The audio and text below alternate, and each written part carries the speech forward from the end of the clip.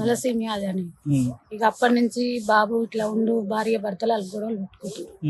ఇట్లా బాబు ఉంటుండు, నెల నెలకు పోవాలి, బిడ్డ ఎక్కించుకోవాలంటే నా వల్ల అయితే లేదని భార్య ఎట్లా మరి ఎట్లా చేద్దామని ఇది పెండ్ల మొగలు గొడవలు అట్లనే 2 సంవత్సరాలు పెట్టుకొస్తారు.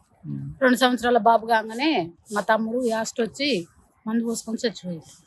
ఇక చచ్చిపోయినాక ఆమెకు ఉండలేదు, నాకు ఈ పిల్లగాడు అక్కర్లేదు, నాకు ఈ పిల్లగాడు బాగాలేడు అని ఆమె వెళ్ళిపోయింది. ఇక వెళ్ళిపోతే నేను మేనత్తని తీసుకొచ్చుకొని ఆ పిల్లగాని 2 సంవత్సరాల పిల్లగాని కాంచి నేనే పోషిస్తున్నా సార్. ఏమైనా వాళ్ళ తాత తీసుకుపోయి బెడ్ ఎక్కించుకొస్తాడు, నెల నెలకు ఏదైనా మందులు మాకులు అంటే ఇక ఆయన చూసుకుంటాడు. ఇక ఆయనని తల్లిలాగా కొద్దిగా అన్నం పెట్టి పిల్లగాని బెల్లూడా ఏదైనా ఉంటే ఇక నా దగ్గర ఆయన పానం ఎట్లా ఉంది అయ్యా అంటే ఇట్లా నాకు మంచిగా అనిపిస్తలేదని చెప్తాడు సార్. నెల దగ్గరకు వస్తాక మొత్తం కాలు చేతులు తీసుకోపోయి జ్వరం వచ్చి ఇక అన్నం తినకుంటా కావడం, మనిషి నీరు సత్వ కింద పడటం అట్లా ఉంటుంది. ఇక ఎమ్మటే తీసుకుపోయి గులగూడెం తీసుకుపోతే బెడ్ ఎక్కించి 2 రోజులు కానీ 3 రోజులు కానీ అక్కడ ఉండి మళ్ళీ తీసుకొని వస్తాడు సార్ మా నాయన.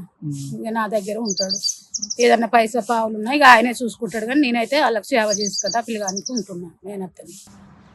నిన్న మరి రాజగోపాల్ రెడ్డి సార్ దగ్గరికి మీ డాడీ కూడా వెళ్ళాడు, సార్ని కలిశారు. సార్ని కలిసిండట, కలిస్తే సరే అదయ్యా నేనేమి నీ పిల్లగాన్ని ఏం కాదనను, నేను చూసుకుంటా అన్నిటికీ నేను బాధ్యత, నేను భరోసా ఇస్తున్నాను, నీ పిల్లగాన్ని ఏం ఆగం చేయనని చెప్పాడట. అంతటితో వచ్చింది సార్. నిన్న సార్ అలా చెప్పాను మేనత్తగా ఏమనిపిస్తుంది? సంతోషంగా ఉంటది. మా తమ్ముడు పోయినా తమ్ముడు కొడుకు బాగుపడాలి, ఒక్కడు నన్ను నేను దాచినందుకు కొద్దిగా నా పేరు నిలబెట్టాలని అనుకుంటున్నా.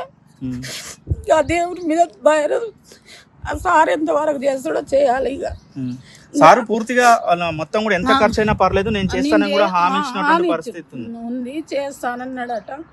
ఇంకోలన్నా ముందుకు వచ్చి దాతలు ఇందో అంత సాయం చేస్తే ఆడికి సంతోషం మాకు.